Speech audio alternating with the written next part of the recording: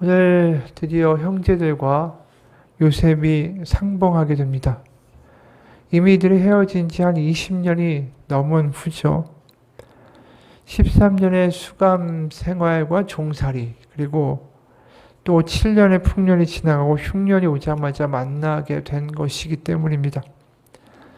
이 만나자마자 요셉은 이 형들을 정탐꾼 스파이라고 몰아붙입니다. 8절에 요셉은 그의 형들을 알아보았으나 그들은 요셉을 알아보지 못하더라. 9절 요셉이 그들에게 대하여 꾼 꿈을 생각하고 그들에게 이르되 너희는 정탐꾼들이라 이 나라의 틈을 엿보려고 왔느니라. 당연히 형제들은 아니라고 부인을 하죠. 그래도 요셉은 계속해서 몰아붙입니다. 12절에 요셉이 그들에게 이르되 아니라 너희가 이 나라의 틈을 엿보러 왔느니라. 계속 이렇게 몰아붙이니까 형제들은 또 이렇게 말합니다. 13절에 그들이 이르되 당신의 종 우리들은 12형제로서 가나안 땅 한 사람의 아들들이라. 막내 아들은 오늘 아버지와 함께 있고 또 하나는 없어졌나이다. 바로 자신들은 한 아버지의 아들, 바로 야곱의 아들이고, 그리고 한 그 아들은 우리 형제 중 한 사람은 아버지와 함께 있다. 그렇게 이야기하는 순간에 이제 요셉은 알게 되죠. 아, 고향의 아버지가 잘 계시는구나. 그리고 자신의 그 피부치인 베냐민도 또 잘 있구나라는 걸 이제 알게 됩니다. 이들은 이제 이야기를 다 해주게 되고 요셉은 모든 걸 확인을 하죠. 그러면서 요셉은 바로 이렇게 제안을 합니다. 당신들의 말이 진짜인지 아닌지를 내가 판단해 보겠다. 그래서 그 가부를 결정하겠다. 그 이야기는 뭐냐면 이제 베냐민을 데려오라고 말하겠다라는 거죠. 사실 요셉은 지금 이 형제들을 보자마자 자신의 꿈이 하나님이 내가 어릴 때 주셨던 꿈이 지금 이루어지고 있구나라는 것을 바로 알아차립니다. 37장 7절에 보면 이런 꿈을 요셉이 꾸고 야곱 그리고 형제들한테 이야기해서 미움을 또 사게 되는 계기가 되지 않았습니까? 우리가 밭에서 곡식단을 묶더니 내 단이 일어서고 당신들의 단은 내 단을 둘러서서 절하더이다. 지금 그 형제들이 요셉에게 절하게 되는 그러한 모습이 실현이 되는 거죠. 그리고 형제들은 자신들의 요셉의 앞에서 뭐라고 부르냐 하면 당신의 종 우리들이라고 부릅니다. 그러니까 자기들이 아무것도 아닌 그냥 당신 앞에서는 작은 노예에 불과하고 종에 불과하다. 이런 이야기를 하게 되죠. 그러면서 우리가 37장 9절에도 또 요셉이 어떤 꿈을 이것만 꾼 게 아니라 또 꿈을 꿨는데 뭐라고 되어 있냐면 요셉이 다시 꿈을 꾸고 그 형들에게 말하이르되 내가 또 꿈을 꾼즉 해와 달과 열한 별이 내게 절하더이다. 이제 해와 달이라는 것은 바로 해는 아버지고 달은 이제 레아를 가리키는 거죠. 그리고 나머지 형제들이 자신에게 절하는 꿈을 꿨다. 그러니까 형제들뿐 아니라 아버지, 어머니까지 다 나에게 이렇게 절을 하는 이런 꿈을 꿨다. 이런 이야기를 한 적이 있어요. 그러니까 결국 뭐냐면 형제들이 자신에게 와서 절을 하는 순간에 요셉은 그 꿈을 기억해내면서 이제 아버지도 또 나머지 베냐민까지 모든 형제들이 결국은 이제 돌아와서 나한테 이 애굽으로 오게 되겠구나라는 것을 직감하게 되는 거죠. 그래서 9절에 실제로 이렇게 요셉이 느꼈다라고 기록됩니다. 9절에 요셉이 그들에게 대하여 꾼 꿈을 생각하고, 그러니까 지금 자신이 과거에 꾸었던 꿈이 지금 눈앞에서 현실화되고 있고 자신이 이제 아버지와 베냐민을 다 불러서 결국 자신 앞에 오게 하게 되어야 한다라는 것도 이제 꿈의 내용을 통해서 어느 정도 알고 있는 거죠. 그러면서 동시에 요셉은 한 가지 궁금증이 들 수밖에 없습니다. 왜냐하면 이 형제들이 이제 자신에게 절하고 다 자신한테 오는 건 좋은데 과연 이 형제들이 변화가 되었나? 그래서 지금 제안하는 게 뭐냐면 베냐민을 데려오는데 당신들 중에 이제 한 형제를 여기에다가 인질로 놓고 베냐민을 가서 데리고 오라. 그럼 당신들이 스파이가 아니라는 것을 내가 믿어주겠다.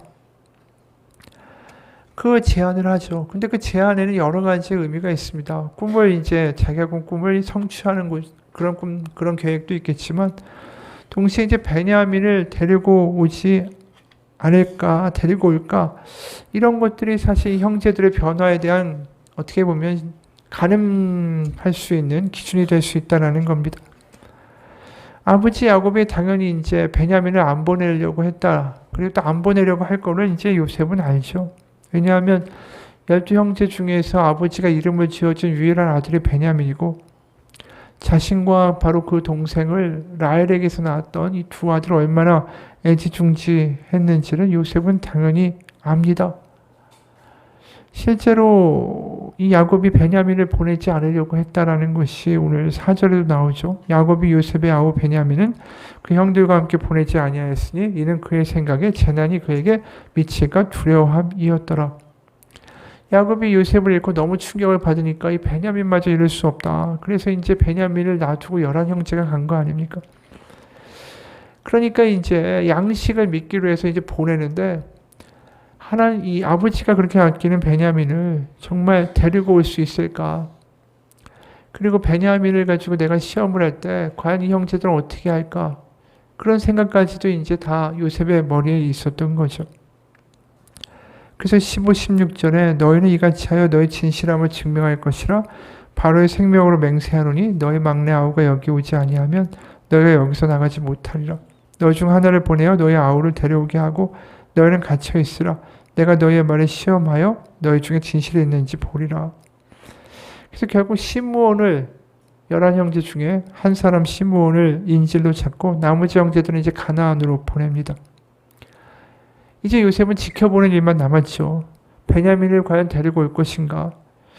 또 인질로 잡힌 이 시므온을 구하기 위해서 이 나머지 형제들은 어떻게 반응할 것인가?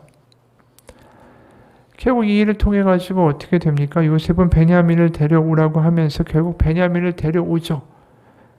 그러면서 이제 유다가 여기서 등장하면서 유다가 이 요셉의 마음을 울리는 발언을 하게 되고 그러면서 이제 형제들이 얼만큼 변화되었다라는 것을 알게 된 요셉은 이제 드디어 그 형제들을 끌어안고 화해를 하게 되는 그러한 모습을 우리가 나중에 보게 됩니다.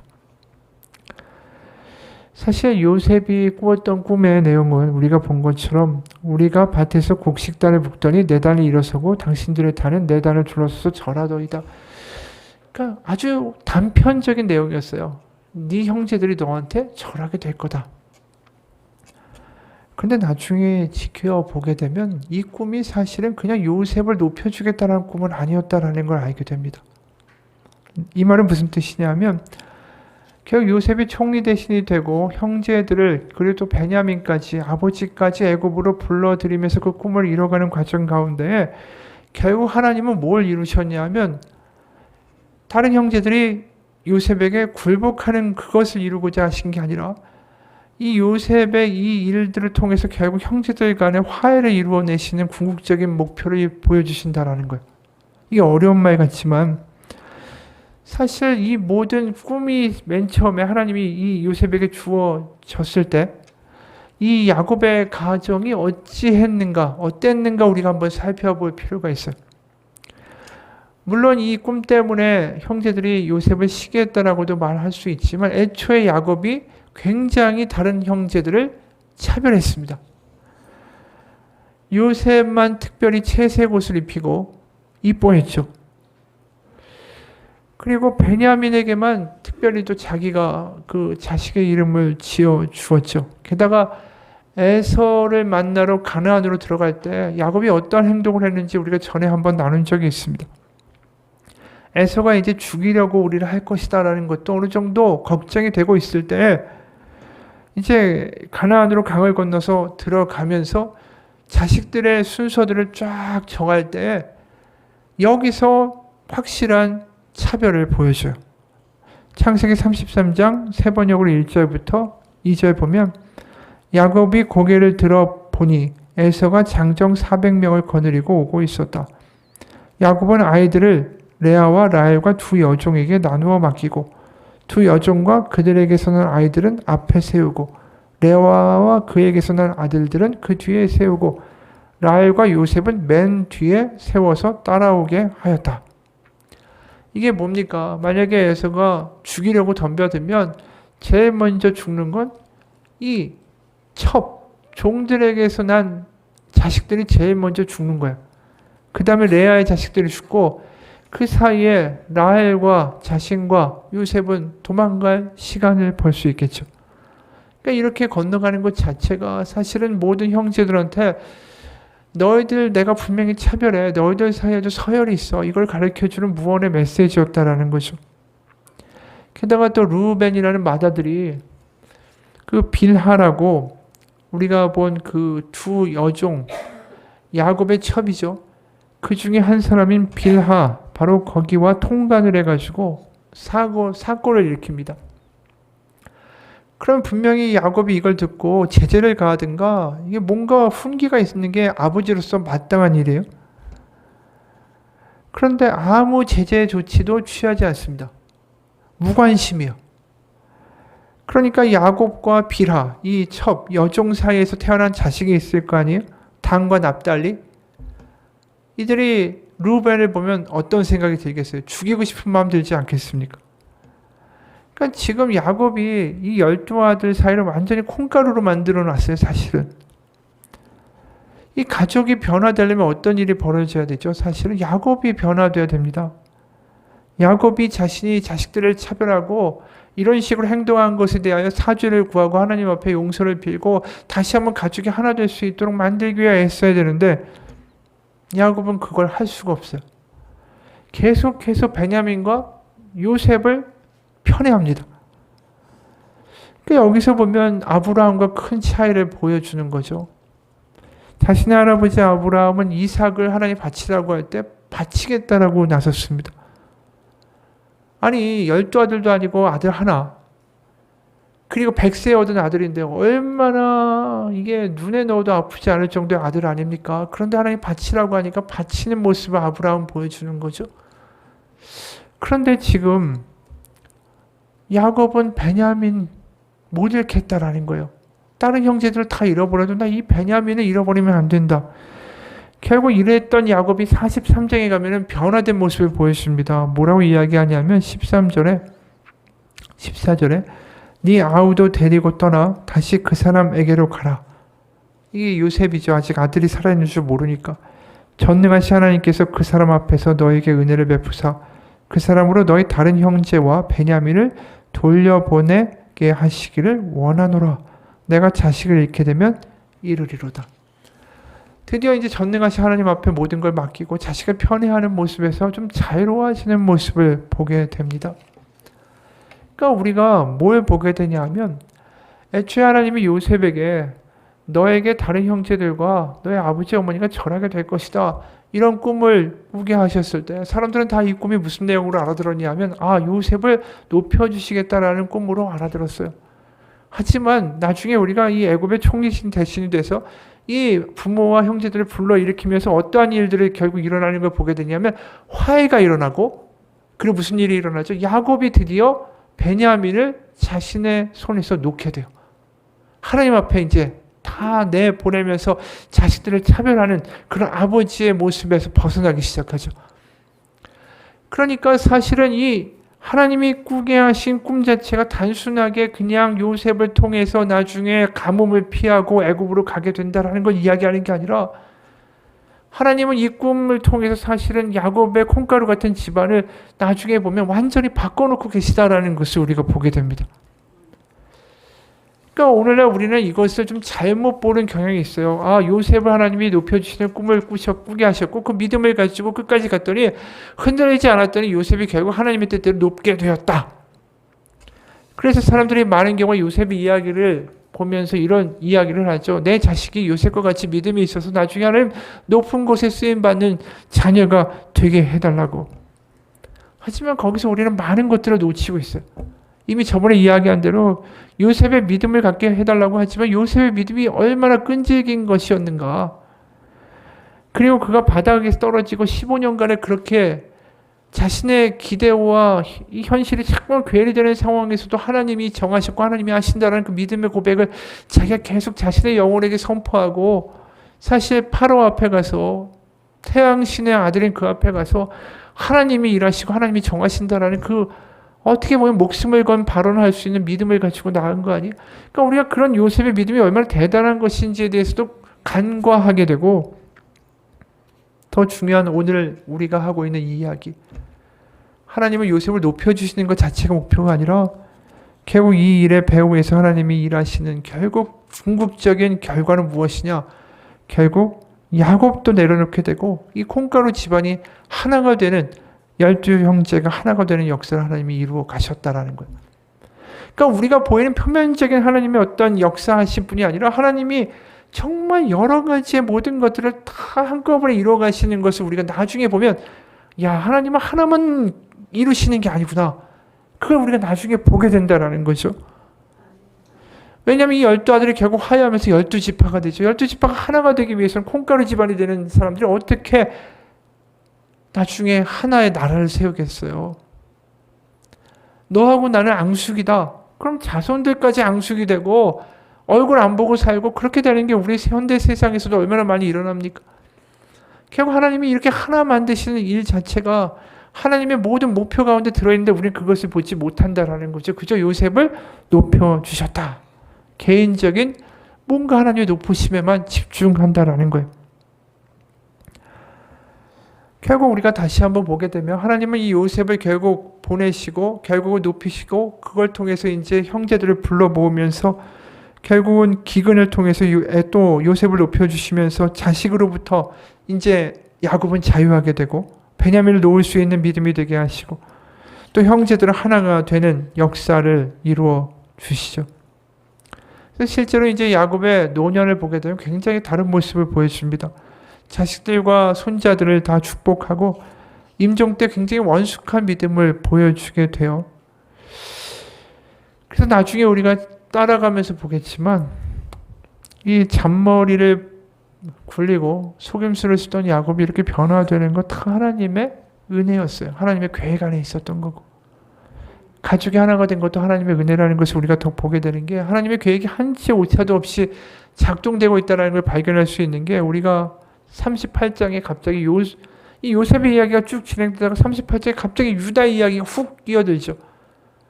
기억하실지 모르겠지만 우리가 유다가 결국 자식을 잃죠. 그리고 며느리 다말을 통해서 자신의 자식을 낳게 되는 황당한 이야기가 거기에 들어있어요. 근데 우리가 그 이야기가 도대체 요셉의 이야기 가운데 왜 들어있는지 알지 못합니다. 하지만 나중에 보면 이 이야기가 왜 들어있는지를 거꾸로 알게 돼요. 왜냐하면 이 유다가 자식을 잃게 되죠. 그리고 가나안 여인과의 결혼을 통해서 얻었던 자식들은 결국은 다 죽어요. 그러면서 결국 자신의 그 믿음이 얼마나 엉터리였는가도 이 일을 통해서 알게 되고, 자식을 잃는다라는 게 어떠한 느낌인지도 유다는 알게 되죠. 그러면서 결국 어떻게 됩니까? 요셉 앞에 섰을 때 아버지 마음이 무너질 테니까 내가 그렇게 아버지를 무너뜨릴 수는 없다고, 내가 차라리 이곳에 남아 당신의 종이 되고 노예가 될 테니까 베냐민은 돌려보내달라고 이 이야기를 하게 된 거예요. 그러니까 38장의 사건과 사고가 없었으면 유다가 이런 이야기를 할 수 있는 사람이 되었을까? 그렇지 못했을 것 같아요. 그러니까 유다가 이런 발언을 할 수 있는 사건들을 하나님이 벌써 그 유다의 삶 가운데 일어나게 하시고, 그는 그것을 겪고 나서 요셉 앞에 나가서 그 이야기를 할 때 형제들이 한꺼번에 화해가 되는 역사들이 거기서 벌어진다는 거죠. 여러분, 이게 하나님의 놀라운 계획이에요. 그냥 누구 하나를 높이셨다, 믿음으로 갔더니 승리했더라, 이 이야기가 아니라 하나님은 각 사람마다 다 계획이 있으셨고, 또 그 계획에 따라서 모든 것들을 이루어 가시면서 결국 야곱의 집안이 하나가 되는 놀라운 성취를 만들어 내셨다라는 거죠. 자신들이 그것이 문제인지도 몰랐던 그런 사람들에게. 여러분, 우리가 이걸 보면서 뭘 경험하게 되냐면, 창세기의 주인공은 요셉도 아니고 아브라함도 아니고 이삭도 아니고 요셉도 아니라는 거예요. 결국 창세기의 주인공은 하나님이구나. 하나님이 이 모든 것들을 이루어 가시는구나. 거기에 있는 인물들은 하나도 깨닫지 못했고 하나님이 이것을 목표로 하시는지도 몰랐고 하나님 왜 그 사람의 삶 가운데 갑자기 개입하셨는지도 몰랐는데 나중에 결말을 지켜보니까 야, 하나님 정말 인간으로서 생각할 수 없는 모든 계획들을 하나님이 다 배려하시고 그 일들을 이루어 가셨구나라는 걸 알게 된다는 거죠.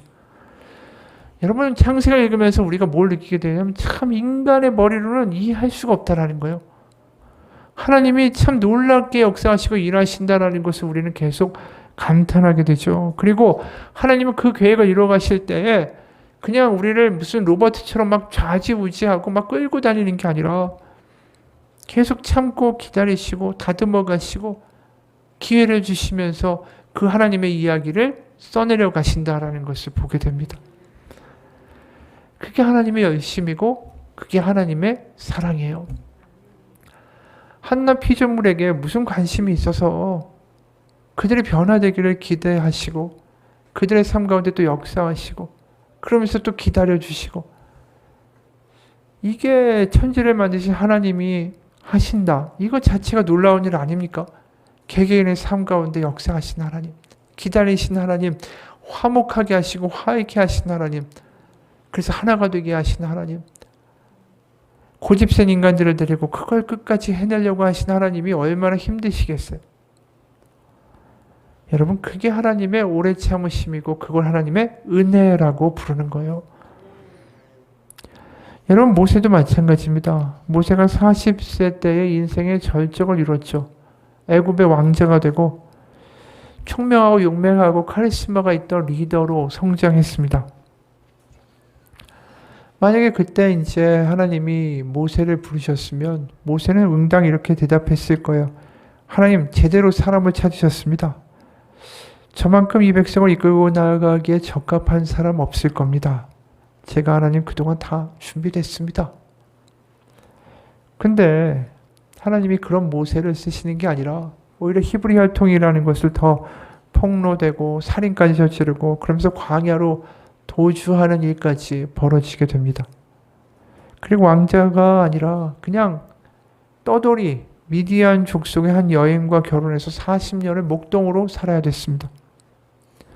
나이 80이 돼가지고 하나님이 모세를 찾아오셨죠. 인간적으로 생각하면 나이 40이 가장 일하기에 적절한 나이 아닙니까?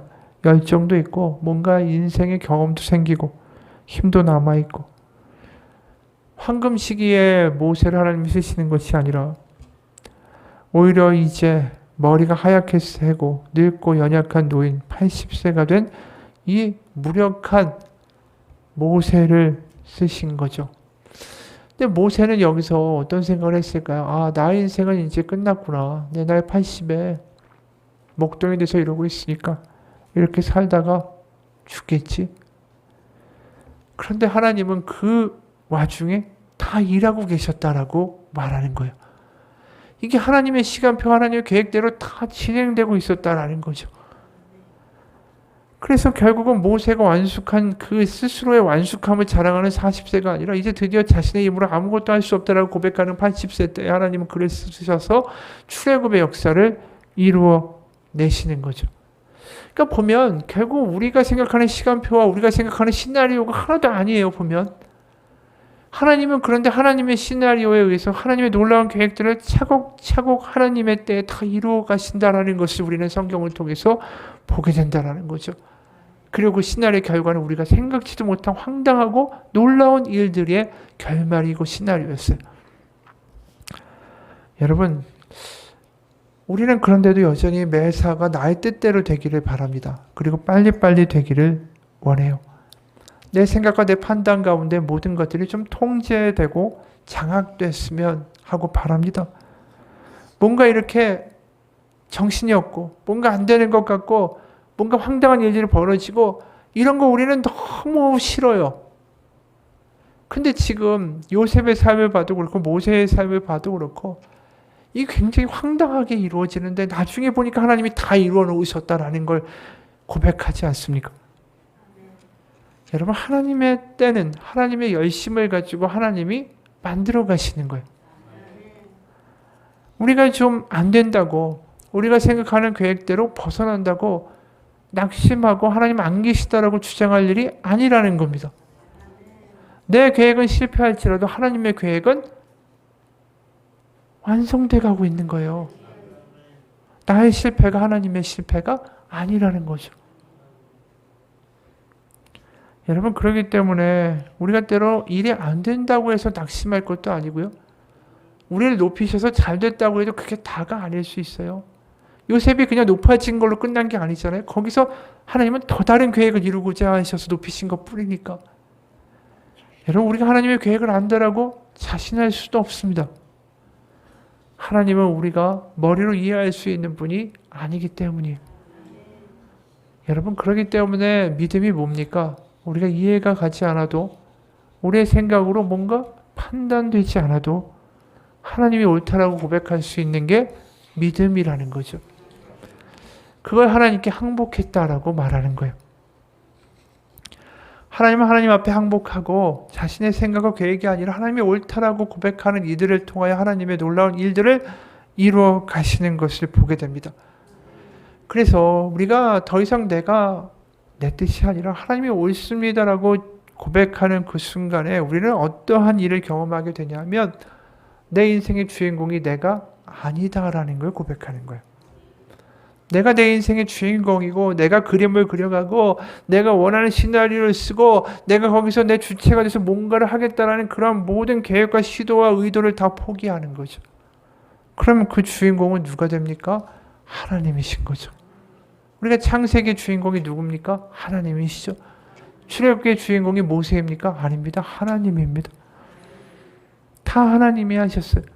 복음서의 주인공, 사도행전의 주인공, 서신서의 주인공, 바울도 아니고 베드로도 아니고 12사도도 아니에요. 결국 주인공은 하나님이셨습니다. 여러분, 내 인생의 주인공은 누굽니까 지금? 우리가 너무나도 내가 내 인생의 주인공이 되는 것에 익숙합니다. 너의 인생의 주인공은 네가 돼야지. 그게 인생을 제대로 사는 거야. 세상은 우리를 그렇게 가르치죠. 그리고 실제로 사회에서 수많은 경쟁들을 하면서 아이들은 어떻게 자랍니까? 네가 더 한치라도 다른 사람들보다 높은 곳에 올라서서 스포트라이트를 받는 주인공이 되라. 그게 너의 인생의 가치 있는 목표다라고 아이들을 가르칩니다. 미국의 부모들은 한 70%가 자녀들한테 노인이나 장애자에게 친절하라라는 걸 가르친대요. 영국은 한 56%, 프랑스는 52%, 독일은 47%, 일본은 34%. 그런데 한국은 얼마나 부모들이 그걸 가르치냐면 19.5%만 자녀들한테 그걸 가르친답니다. 공원이나 거리를 어지럽히지 말아라, 어지럽게 하지 말아라 이런 말을 미국 부모들은 66%, 영국은 60%, 프랑스는 45%, 독일은 35%, 일본은 33%. 그런데 한국은 14%만 가르친대요. 공원이나 거리를 엉망으로 만들어도 한국 부모들은 내 새끼 잘한다. 건강하네. 잘 뛴다. 라는 식으로 반응한다라는 거죠. 새치기 하지 말라는 말도 영국에서는 44%, 미국은 35%, 독일은 24%, 한국은 6.4%만 이런 교육을 한다라는 거예요. 누군가 이런 말을 해요. 내 어린 적 기억 중에 어린이날에 남산 케이블카를 타려고 줄을 쭉 서 있는데 시간이 오래 걸리니까 우리 엄마가 자꾸 나를 옆줄에 앞에 새치기 시키려고 한 적이 있었습니다.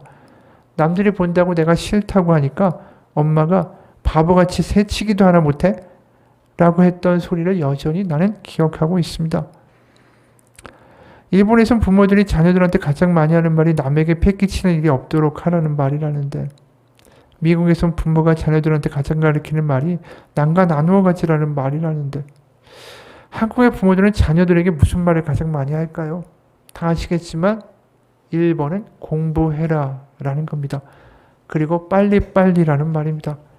그래서 늘 빨리 밥 먹고 빨리 학교 가. 빨리 공부해. 빨리 학원 가. 그런 세상 속에서 아이들이 배우는 건 뭐냐 하면 어떻게든 남들보다 빨리 해서 내가 세상의 주인공이 되어야 된다는 것뿐입니다. 내 맘대로 하는 인생을 살아가는 게 얼마나 불행인지 아십니까? 내 맘대로 살아가는 인생을 살겠다고 하기 때문에 이혼하고요. 내 맘대로 살아가겠다고 하기 때문에 아이들이 개판이 되는 거예요. 여러분, 언제까지 내가 인생의 주인공이 되고 네가 인생의 주인공이 되어야 된다라고 하면서 살아가겠어요? 내 인생의 주인공이 하나님이 되어야 합니다. 그게 우리가 안 되기 때문에 우리의 인생이 계속 허덕거리고 있는 거예요. 순간순간 내가 내 인생의 주인이 되고 주인공이 되고 싶어요. 갈라디아서 2장 20절의 말이 뭡니까? 내가 매일 죽는다고. 이제 내가 죽고 내 안에 사시는 분은 누구라고요? 그리스도께서 사신다고. 그 이야기를 한마디로 바꾸면 뭡니까? 나는 매일마다 내 인생의 주인공이 내가 아니라고 고백합니다. 그래서 하나님, 내 인생의 주인 되시는 주님이 나의 삶을 인도해달라고 매일마다 나는 간절하게 기도합니다. 그게 갈라디아서 2장 20절인 거예요. 여러분, 내가 보기에 좀 안 돼도 내가 하나님 안에 있으면 괜찮습니다. 왜냐하면 하나님이 내 삶의 주인공이 되어주시는 게 믿어지면 결국 그분은 그분의 방식으로 그분의 때에 나의 이야기를 완성해 나가실 것이기 때문입니다. 우리가 그렇기 때문에 정말 믿음이 필요해요. 그 믿음은 다른 게 아닙니다. 내가 원하는 게 잘 되고, 내가 직장을 찾고, 내가 성공을 하고, 내가 이 돈 문제가 해결되고, 이걸 믿는 게 믿음이 아니라 내 삶의 주인이 내가 아니라는 거, 하나님께 항복하고 하나님이 결국 내 인생을 이끌어 가신다라는 것을 고백하는 거, 그게 믿음이라는 거예요. 그래서 믿음은 매일매일 써야 되는 거예요. 순간순간 늘 우리는 내 스스로가 주인이 되고 싶어하고, 내가 주인공이고 싶어하고, 내가 막 시나리오를 쓰고 또 실망하고, 그래서 하나님한테 또 따지고 기도 안 하고 하나님 필요 없다라고 외치는 그러한 종자들이기 때문에 믿음은 매일 필요한 거예요. 내가 내 삶의 주인공이 아니라는 것을 인정하는 순간에 우리는 목말라져요. 기도할 수밖에 없어요. 하나님을 더 간절히 찾을 수밖에 없습니다. 그게 믿음의 핵심인 거예요. 어떤 장로님의 이야기입니다. 항상 주님을 생각하면서 그분이 내 삶의 주인공이다라고 인정할 때 주님께서는 결코 외면하지 않으신다라는 걸 깨닫습니다. 요즘 다임 목사님이 늘 주님을 생각하고 동행하자라는 말씀을 할 때마다 마음에 와닿고 정말 그것이 답이다라고 저는 느낍니다. 그러면서 이 장로님이 자신의 간증을 이야기하는데, 이 사업을 하는 분이었는데 어느 순간에 이런 마음이 들더라는 거죠. 하나님이 내 삶의 주인공이신데, 내 사업의 주인도 하나님이신데, 내가 하나님이 기뻐하시는 대로 사업을 해봐야겠다. 그러면서 일체의 어떤 세상에서 말하면 접대라고 하죠. 접대라는 것 하나도 안 하고 기도로 무장하고 사업을 시작했습니다. 그러니까 바로 어려움이 닥쳤어요. 서울에서 경남 진주까지 7번을 찾아가는데 공무원이 만나주질 않는 거예요.